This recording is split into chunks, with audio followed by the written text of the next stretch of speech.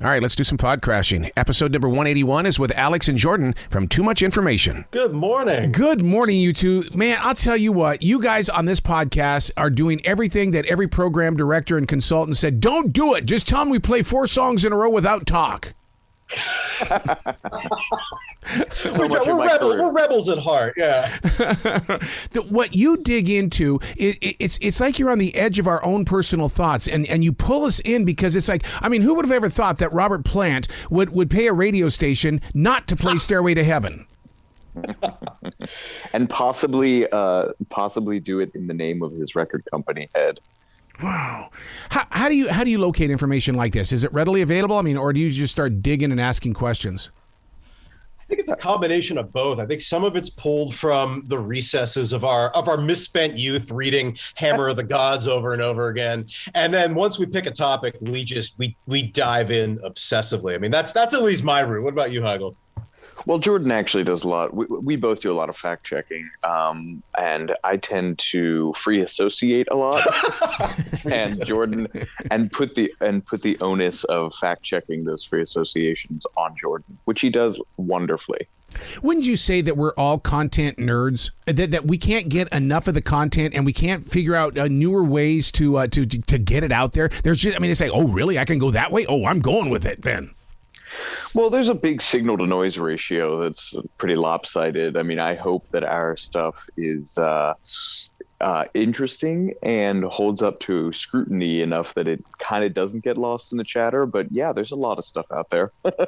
Yeah, the title of the show, Too Much Information, is both, sort of a cry for help in addition to sort of a description of what we do too. It's sort of a disclaimer at the beginning of like, yeah, we're going to get into the minutia with this, and we're proud of it. So we find that it helps filter out the people that maybe aren't as into that. Well, you make me feel very human in the way of going, okay, I've made a lot of mistakes in life, and I'm not Mel B, and I'm not going to steal from Nelson Mandela, but I have stolen toilet paper before, though. She gave Mel B took that roll of toilet paper from Nelson Mandela and gave squares away to her friends as gifts, which I kind of love that in a funny way. Like I wonder if she had them like mounted and framed or something. Like that's interesting. Yeah, and, a lot of these little stories, it does kind of humanize these legends. I mean, you mentioned the Robert Plant example about paying a radio station not to play Stairway to Heaven again. He was embarrassed by the poetry that he wrote as a 24-year-old kid. Think about the poetry that you wrote in college, and now think about 40, 50 years later, having to like revisit that in public. Think of how, I think about, it's almost like the love notes that you wrote when you were teens or something, and now it's out there for public consumption. I completely understand why he's maybe like, oh, I don't really want to, those rhymes embarrass me now because I was young. And it's sort of sweet in a way. A lot of the stories that we talk about on the show actually, I think, have a really weirdly sweet undercurrent. You're so right about poetry, because I am a poet. That's how that led me to blogging, that led me to podcasting and stuff like that, only because the poetry wasn't doing anything for me. But you're right about that rhyming and stuff like that. If I go back to the latter part of the 70s into the 80s and read my poetry, makes me sick, because it does. It's oh my God, you're right about the rhyming and the timing. It's like, oh my God, you sick fool. I don't know. I disagree with both of you. I was actually I was actually the Biden administration's first choice to read at their inauguration. So I'm quite proud of all my college poetry.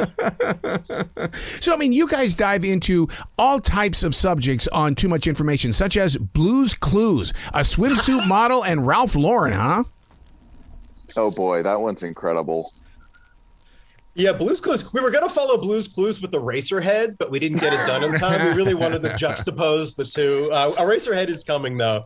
Oh, yeah, the Blue's Clues episode is great. I mean, that's something that we really pride ourselves on this show, is that we really want to do. We really want to have something for everybody. I mean, I call it the I'm a big 60s nerd. I call it the Ed Sullivan approach, where like, all right, if you don't like the Rolling Stones, maybe you'll like the Plate Spinners, or maybe you'll like, we really want to have this whole variety show mentality.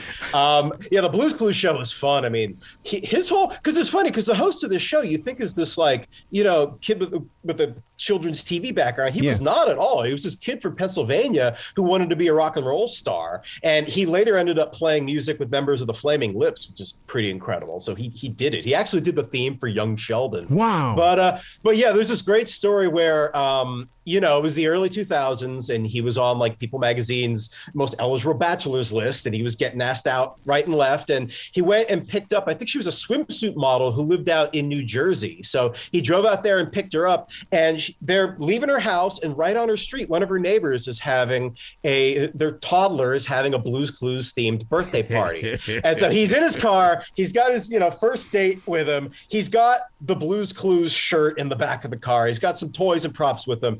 He goes for it. He pulls into the driveway. He shows up at this kid's birthday, totally blows their mind. It's like Elvis showing up at this kid's birthday. The date that he's with loves it. It's incredible. Yeah, I love that story. Speaking of people that wanted to be rock stars, I mean, wow, Johnny Depp has proven you can be not only a rock star, you can be an actor, and you can be the #1 binge watch in the world right now. Good point. Yeah. I mean, how do you guys determine what are we going to put focus on this week? I mean, it's like Neil Young and Old Man. I have a completely different vision now of this old classic. Oh man. Oh yeah. There's a lot of in our taste in music. Like, I mean, we both love pretty much the entirety of the classic rock canon, but a lot of the stuff is relatively timely because it will be having like a big anniversary coming up. Either last year when we first started developing this, or coming up this year. So a lot of the stuff is like turning 50 or turning, 45 or 20 or what have you. So it is sort of timely on that, but we also are able to turn these around fast enough and kind of record quickly enough that if something we want to do something that's like newsy, we are able to do that. But I don't know that we'll be having a Johnny Depp one. Now, would you say that your podcast I'm personally too much? Just waiting for. Oh no, you're waiting for what? I'm sorry. Oh, I was just gonna say I'm personally waiting for his bad stand-up comedy special that he's gonna do like duct tape over the mouth and call it like Triggered or something. Would you say that Too Much Information, which is on iHeartRadio, is water cooler conversation in the way that people are going to talk about it and people are going to be coming to it because they have to experience it? I hope so. I mean, some of the best, most like heartening comments that we've gotten about this is people were just like, "Oh, I just like hanging out with you guys." Yes. And as a pretty dedicated person who doesn't like hanging out, that's very sweet. I mean, it's not a show for experts, and I feel like the more you know about a given topic, the less you'll probably enjoy an episode.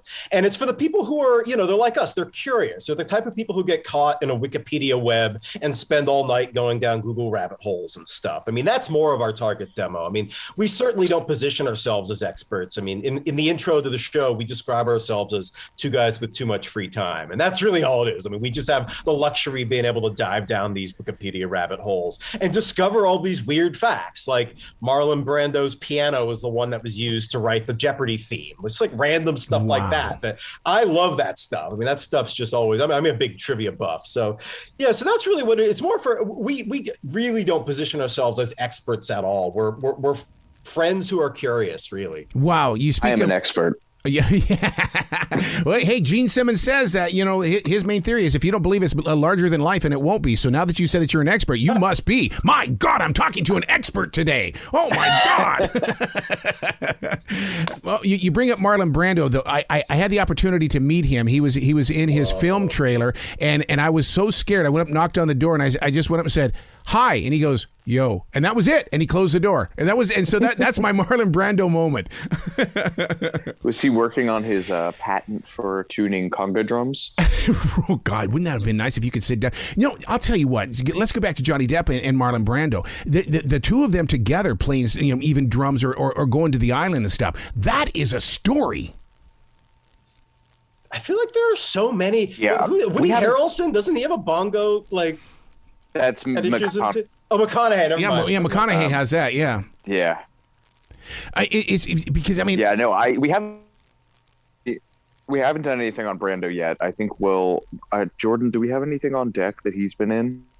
I don't think episode, so. So now, how did you guys dive into the story about Marvin Gaye and the NFL? I mean, I've been in radio for 43 years, and never once did I hear Casey Kasem say anything about the NFL. I love that so much. Yeah, Marvin was the dawn of the 70s. He was having a rough time, and he was kind of burnt out on the whole Motown machinery thing. And his duet partner, Tammy Terrell, who sang with him on Ain't No Mountain High Enough and You're All Need to Get By, and all these great Motown duets had just died. And he was really depressed, and he was thinking, you know what, I need a change. I want to get out of this. And he wanted to make such a huge change that he wanted to try out for the NFL. And he was friends with some of the Detroit Lions, the local team in Detroit. And I think they kind of jokingly and just also out of friendship were like, yeah, man, like, go give it a shot. But he took it seriously, and he was like running 6 miles a day and doing weight training and everything. And he made a serious go out of trying to, try out for the NFL, until his friends were basically like, yeah, you can't run for 6 months at the age of 30 and think that you can just make it onto the NFL. It takes a little more than that. And yeah, but for the rest of his life, he maintained that he could have been, not to take it back to Brando, he could have been a contender. Wow. There it is. Wow. Hey, Michael, I saw your picture come in. Have I gone overboard? You got 20 minutes. Oh, beautiful. Oh, thank God. Let's continue this conversation. You got till 50. Oh, man, I'm taking to 49.59, all right? All right, so let's dig in here. You were talking about Motown and stuff like that. I'm shocked about what's going on with Berry Gordy, only because, I mean, he didn't like it, but yet we've got people, Pharrell here that basically stole it. I mean, what happened here? Well, Pharrell, I think, is a big. He's another guy who does. He knows where everything that he took came from. I mean, he's the Curtis Mayfield falsetto and everything, and but yeah, Berry Gordy's a wild guy. I mean, the more you read about him in Motown, the more of these little stories you come away with. He's a fascinating character. I think the funniest thing about, maybe not funny, maybe tragic, I think the funniest thing about him and Marvin is the whole father-son dynamic that they had, which we try to keep it light on the episode, but there's that was a tough one. Tough. What do you do in situations like that when it does get tough? Because I mean, sure, we have the power of editing and stuff like that, but you still have to be able to carry the listener forward and make sure that they hear the final questions. Mostly crying. Jordan edits out my tears. No, we try to approach all this stuff with compassion, especially during the more difficult points. I mean, the Marvin Gaye story in particular, there's not a lot of levity there. And so that was definitely, as opposed to something like Blue's Clues that had a bit more, that one was a little bit tougher. But also one of my favorite episodes. Yeah, I think you got to focus on the stuff about it that you really love. I mean, not to take a left turn, but I'm a bass player, so I truly enjoyed getting the chance to talk about James Jamerson, the bassist who played on What's Going On. I mean, it's one of the best bass lines of the 20th century. So I like getting excited about the stuff that the little happy points that you can find in maybe a story that otherwise skews a little dark. I mean, getting excited about stuff is what this show really is all about. I mean, Heigl and I both have a background in listicle writing for websites and stuff. That's been such a huge part of our, writing career. I mean, anyone who came up in journalism in the last 10 years, that's kind of part of your daily, weekly duty. And I always loved doing it because, it was so much spite and bile and anger and negativity on the internet. It was just cool to write about something that it was a celebration that everybody was happy about and excited about, and maybe taught them stuff. I mean, I just think it's so cool to, you learn and you share that. And I just think that's a pretty cool gig to be able to do that. I'm so glad that you talk about your writing like that, because there's so many hider writers out there that don't know what to do because they instantly hide their writing. But the thing is that people don't understand that podcasting started because of writers. It wasn't comedians. It wasn't people that wanted to do radio. The writers found the stage, and we're on it right now. Yeah, I mean, writers are desperate people. We'll do whatever we can. Yes, we will. Oh my God. Oh my God. We both have a background in Alex wrote for Entertainment Weekly and People Magazine. We met at People and for Rolling Stone and VH1. And so that's mostly our background. We're both relatively new at this, at the whole podcasting thing. So I still can't believe they're letting me do it. Yeah. Really? You're a natural. Yeah, but are we ever going to grow away from the stage when people say, "So what are you doing?" I podcast. You what? I podcast. So I mean, I think. Oh, go ahead. No, you go, please. Oh, I was just saying. I mean, I do think we're in kind of a boom phase of it right now, so it can be a bit of a pun. I mean, the tweet that I always go back to is a group of white men. It's called a podcast, but it's still cool, man. I mean, I've gotten more into it as Jordan has pulled me into the world, and there's still some really good stuff out there. I think, it can be a punchline, but as long as the thing that you're making is good, I can hold my head up high. You never talk down to your audience. I feel like never. You're absolutely right. Yep. Really, I think that's kind of like, they're your friends. Like, why would you do that to your friends? Why would you do that to your listeners? I think that's a crucial part too. I mean, we want to welcome people into our conversation and, sit with us and hang out. I mean, that's really what it comes down to. You guys need to send a link to your Michael Myers and Dana Carvey story to Howard Stern, because he's still in denial of why this even broke up, and you guys need to send a link to him. What? I feel like he's talked to them both about that. Yeah. He's still lost as to what happened, and it's like, dude, I've heard your interviews. Come on, multiple times. Yeah, about it.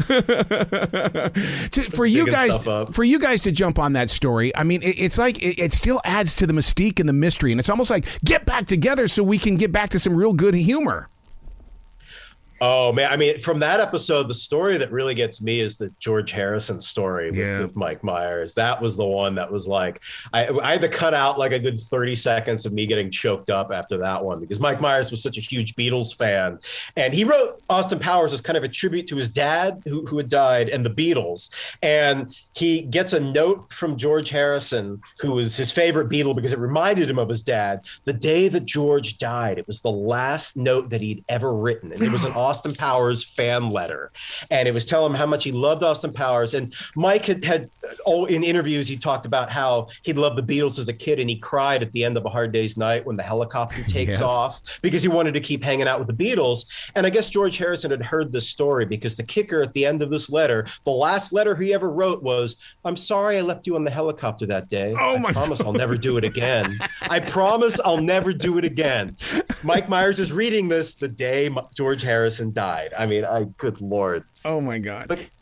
Wow. You guys have got to come back. You guys have got to come back to this show anytime in the future. The door is always going to be open for you.